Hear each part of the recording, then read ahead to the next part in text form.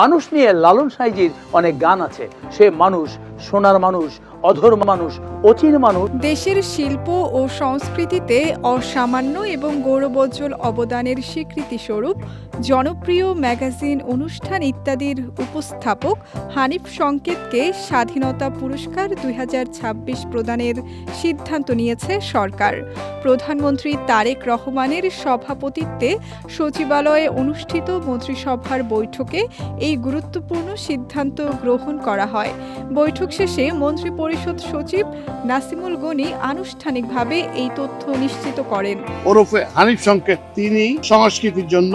মন্ত্রিপরিষদ বিভাগ থেকে প্রকাশিত এক সংবাদ বিজ্ঞপ্তিতে জানানো হয়, 2026-এ মোট 15 জন বিশিষ্ট ব্যক্তি ও 5টি প্রতিষ্ঠানকে জাতীয় পর্যায়ে এই সর্বোচ্চ বেসামরিক পুরস্কারের জন্য মনোনীত করা হয়েছে। এই তালিকায় সংস্কৃতি ক্ষেত্রে বিশেষ অবদানের জন্য হানিফ সংকেতের নাম বিশেষভাবে স্থান করে নিয়েছে। এছাড়াও সংস্কৃতিতে বিশেষ অবদান রাখার জন্য মরণোত্তর স্বাধীনতা পুরস্কার পাচ্ছেন সঙ্গীত শিল্পী বশির আহমেদ। পাত্রী যাচাই করে বাছাই করা হয়। হানিফ সংকেত বাংলাদেশের সাংস্কৃতিক অঙ্গনের এক কিংবদন্তি ব্যক্তিত্ব।